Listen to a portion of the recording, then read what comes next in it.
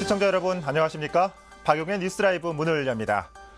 오늘 저희 뉴스라이브에서는 또다시 불거진 공무원들의 출장비 부당 수령 의혹을 보도해드리고요.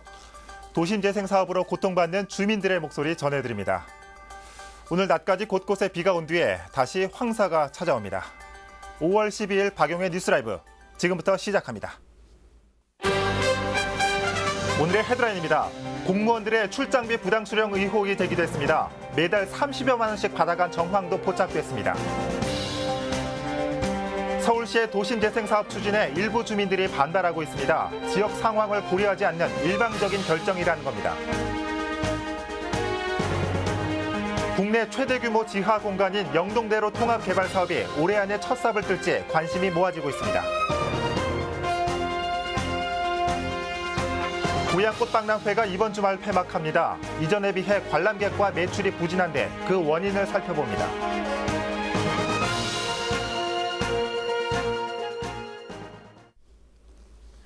잊을만 하면 한 번씩 터져나오는 공무원들의 출장비 부당 수령. 일부 지자체에서는 자정 결의대회까지 열며 이를 근절시키겠다고 하는데 또다시 의혹이 제기됐습니다. 천서영 기자입니다. 서울 모 구청 민원여건과 직원의 출장 내역서입니다. 월요일부터 금요일까지 주말을 뺀 모든 요일에 출장을 다녀왔다고 표기돼 있습니다.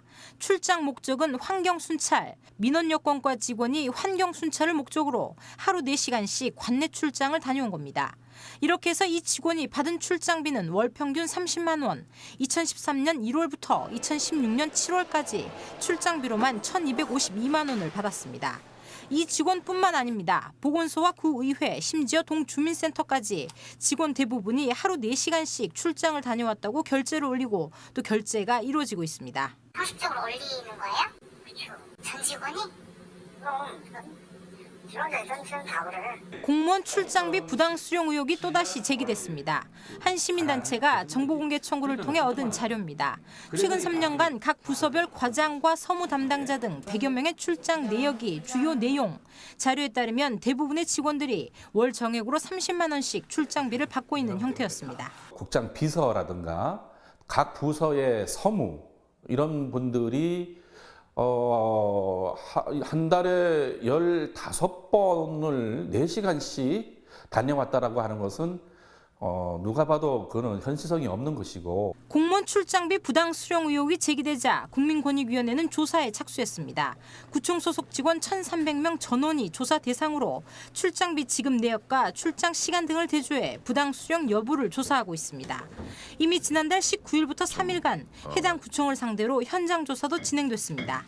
한 4월 말부터였죠. 현장 조사도 다녀오셨어요, 그러면? 그렇죠. 현장도 갔다 왔죠. 조금 하기가 좀 곤란한 입장이죠.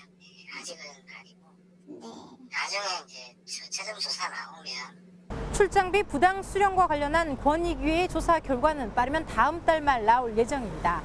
부당 수령 의혹이 사실로 확인될 경우 해당 공무원들은 지방공무원법에 의해 부당 수령액의 2배에 해당하는 금액을 가상금으로 내야 합니다.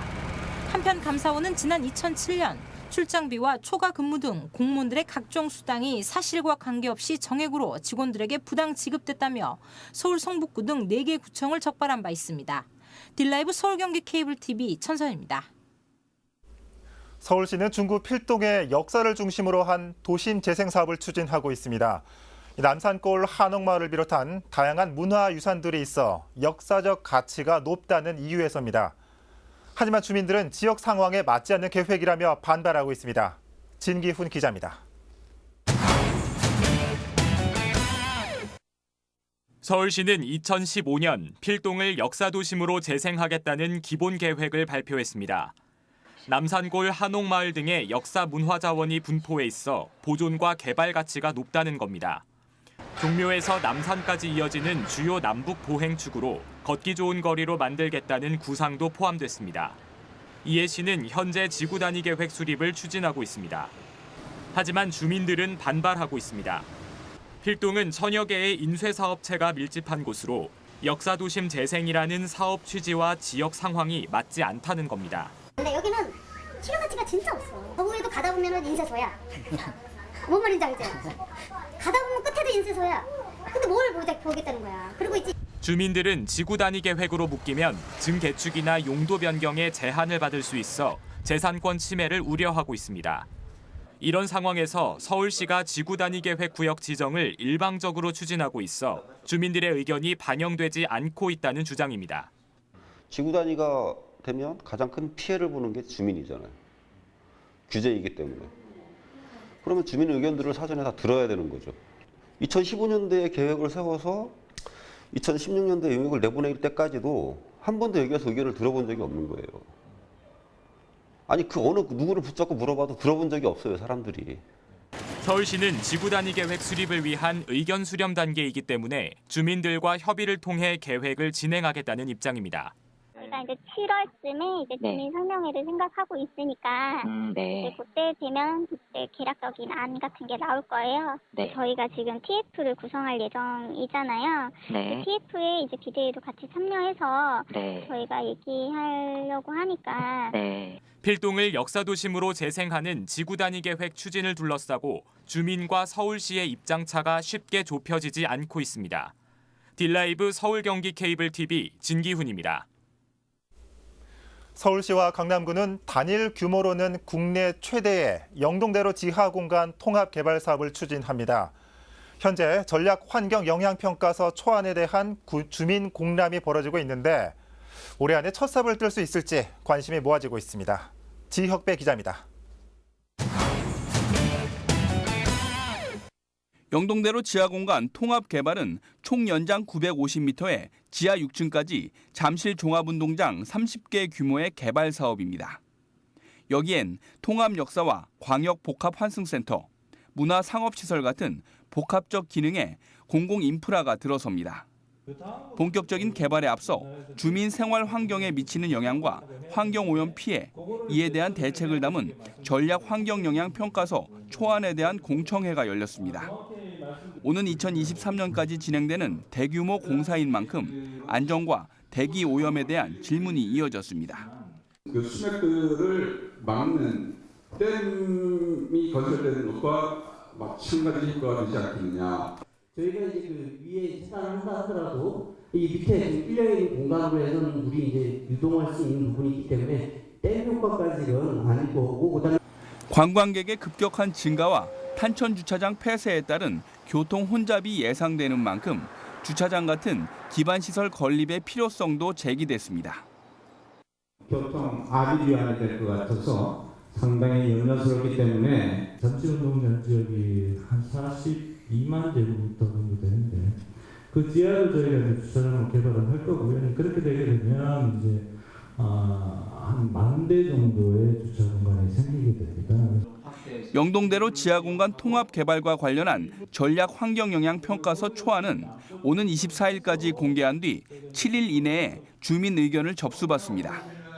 초안에는 비슷한 시기에 착공하는 현대차 사옥 건립에 따른 환경 영향에 대한 조사는 이루어지지 않은 상황입니다. 서울시와 강남구는 빠르면 올해 연말 영동대로 개발을 시작하겠다는 입장이지만 현대차 신사옥 건립과 시기가 맞물려 착공이 다소 늦어질 수 있다는 전망도 나오고 있습니다. 딜라이브 서울 경기 케이블 TV 지혁배입니다.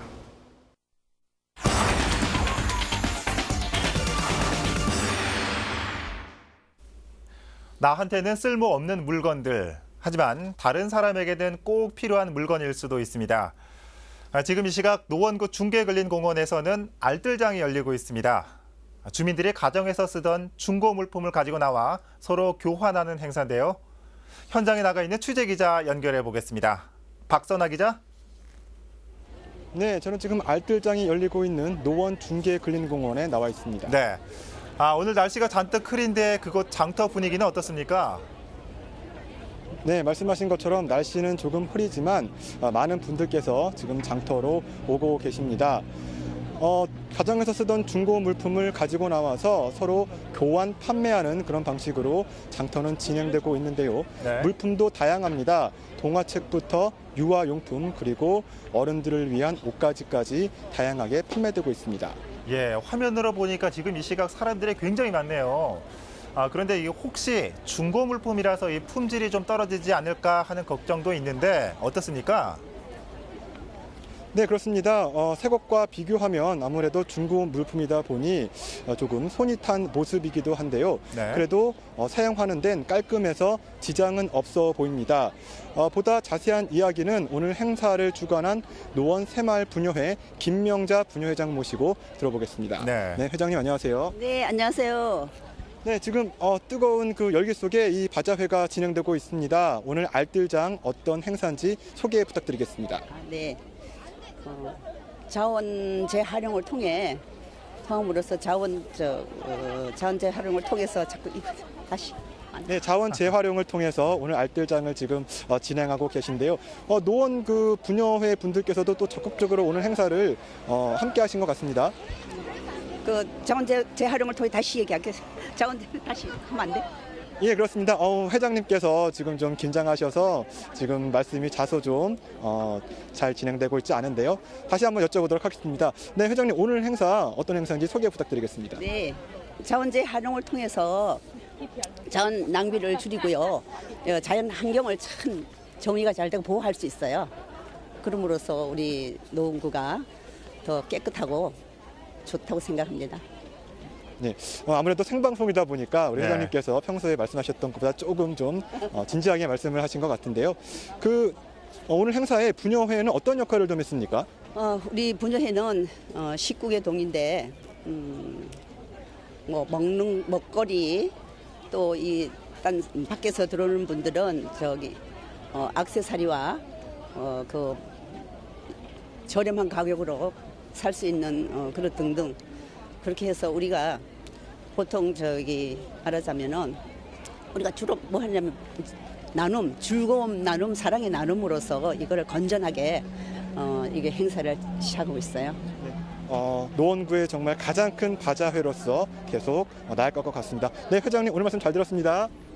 감사합니다. 네, 네, 박선아 기자. 지금 그 시간이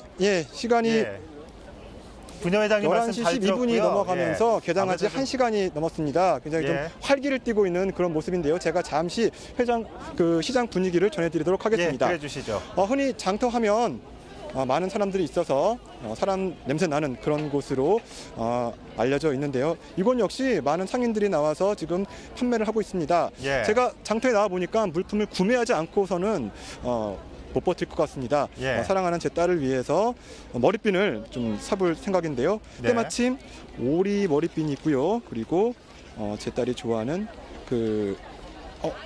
토끼 머리핀도 있는데요. 예. 이거 얼마죠? 토끼 2,000원이고요. 얘는 불 나오는 거 2,000원이요. 네. 그 상당히 좀 저렴한 가격으로 판매되고 있는 것 같습니다. 네. 얘 같은 경우에는 이제 저희 여름이잖아요. 그래서 야외 활동 많이 하잖아요. 특히 저녁에 뭐 한강 많이 다니고 아이들 데리고 더우니까 그래서 이렇게 머리에 묶어주고 흔들면 아이들이 이게 불이 나와서 아이들이 더 좋아하거든요. 그래서 저희 물건 중에서 제일 많이 나가는 아이예요. 네, 알겠습니다. 제가 2개를 지금 구매할 예정인데요. 예. 2개를 구매하면 오늘 저녁에 정말 따뜻한 아빠, 좋은 아빠가 될 것 같습니다. 지금까지 알뜰장이 열리고 있는 노원 중계근린공원에서 전해드렸습니다. 네. 자, 박선아 기자 득템했네요. 딸바보 박선아 기자 수고했습니다. 자, 아까 리허설 때 우리 회장님 말씀 정말 잘하셨는데 생방송이라서 조금 긴장하신 것 같습니다. 자, 저도 가끔 이렇게 바자회나 중고장터 취재를 가면 꼭 이게 한 보따리씩 사오거든요. 이 생각 이상으로 품질도 괜찮고 만족감도 크니까 여러분 꼭 참여해 보시는 것도 좋을 것 같습니다. 자, 노원 알뜰장 연결해 봤습니다.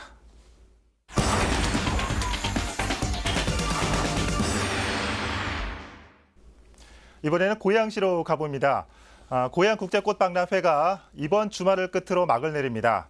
그간의 성과 그리고 과제는 무엇인지 취재기자 연결해서 살펴보도록 하겠습니다. 이상범 기자.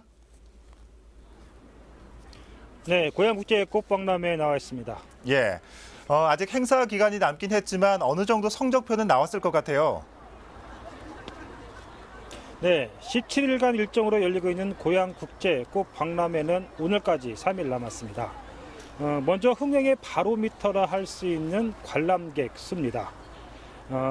고양시는 2015년과 16년 2년간 관람객 50만 명을 돌파하면서 올해 목표를 60만 명으로 잡았습니다. 네. 하지만 11일 현재 유료 관람객은 42만 명을 갓 넘겼습니다. 여기에 화해 수출액도 다소 떨어졌습니다. 지난 5년간 3천만 불 수출 계약을 체결하면서 국내 화해 시장을 이끌어 왔는데요. 올해는 2,500만 불에 그치고 있습니다. 예.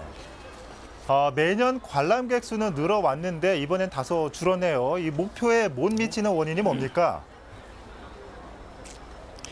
네, 관람객 감소의 가장 큰 원인은 날씨의 여파가 가장 큰 것으로 보입니다. 예. 꽃박람회 측은 개장 5일 만에 30만 명을 돌파하면서 목표치인 60만 명을 무난히 돌파할 것으로 기대를 모았습니다. 하지만 기상 상황이 반복을 잡았습니다. 5월 징검다리 연휴 주말 내내 미세먼지와 황사가 전국을 뒤덮으면서 관람객들의 발길도 또 끊겼습니다. 네. 여기에 대선도 한몫했다는 분석입니다. 언론과 시민들의 눈과 귀가 대선에 집중되다 보니 꽃박람회는 관심 밖으로 밀려났다는 겁니다. 예. 수출 계약 감소는 전 세계 화해 시장 침체 그리고 중국 사드 보복 여파가 수출 팔로를 막은 것으로 나타나고 있습니다. 네. 이 날씨와 국가적인 이슈 때문에 이 꽃박람회에 대한 발길이 줄었다는 건데 이와 함께 좀 보완해야 할 부분도 있을 것 같습니다. 네, 가장 먼저 교통입니다. 네. 관람객들이 몰리는 주말이면 일산 호수공원 일대 도로는 교통 정체를 빚었습니다. 실은 임시 주차장을 마련해서 셔틀버스로 관람객들을 이동을 시켰는데요. 시민들의 불편을 해소하는 데는 역부족이었습니다. 두 번째는 컨텐츠 부족입니다. 매년 주제는 달리하지만 새로울 곳이 없다는 평이 많았습니다. 그나마 야간 개정과 호수 라이팅 쇼 등을 새롭게 선보였지만 큰 이목은 끌지 못했습니다. 끝으로 관리 소홀인데요. 박람회 중반 이후부터는 야외 정원의 꽃들이 시작합니다. 예. 이런 꽃들은 제때 교체를 해줘야 하는데 방치하는 모습을 곳곳에서 볼 수 있습니다. 예. 박람회가 유료인 점을 감안할 때 개선해야 할 것으로 여겨집니다. 예. 지금까지 고양국제꽃박람회에서 전해드렸습니다. 네, 이상범 기자 잘 들었습니다. 아무리 기상적인 요인과 다른 이슈들도 있었겠지만 가장 먼저 밥상 위에 반찬들이 잘 차려 있어야 하겠죠. 고양시 꽃박람회 연결해봤습니다.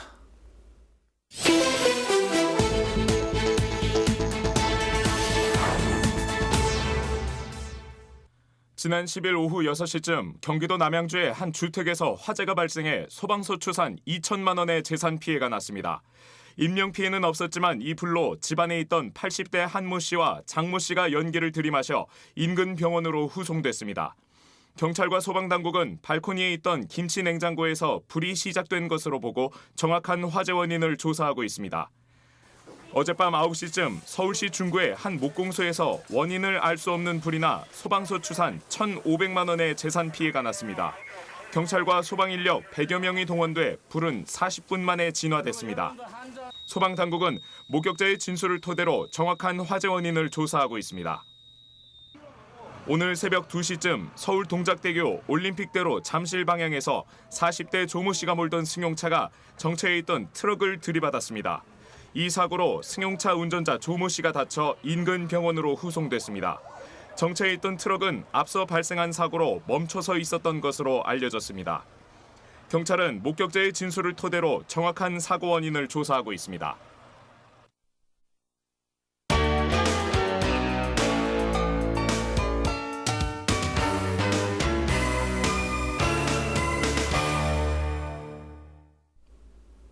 서울에서 가까운 하남시에는 이성산성이 있습니다. 위례 둘레길이 복원되면서 일반인들에게 알려지기 시작했는데요. 숨은 보석 같은 이성산성에 양재정 기자가 다녀왔습니다.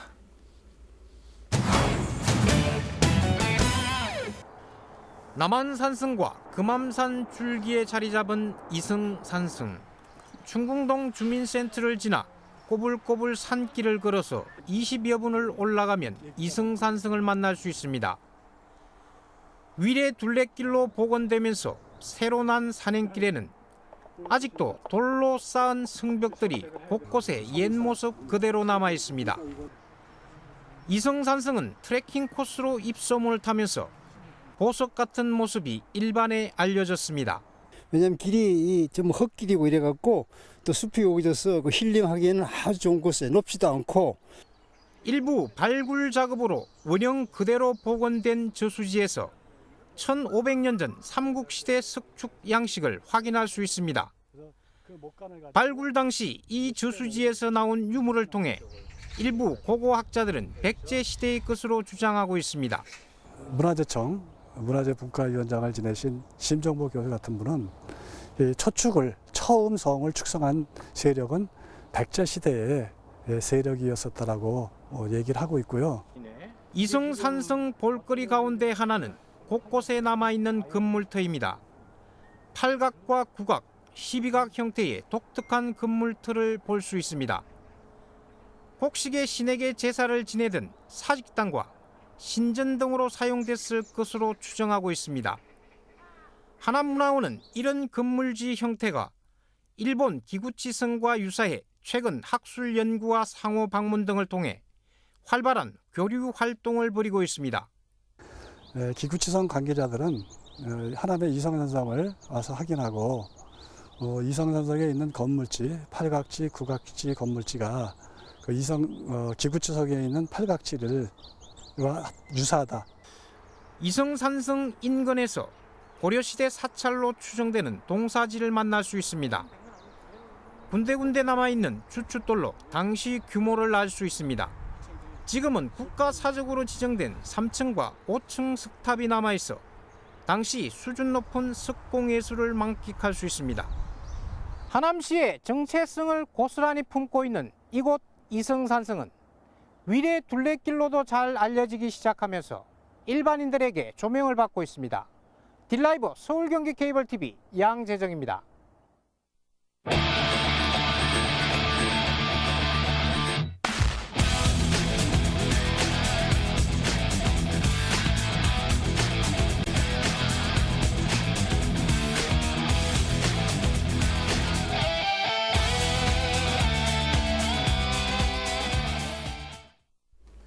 (1962년 5월 12일은) 남산 케이블카가 첫 선을 보인 날입니다.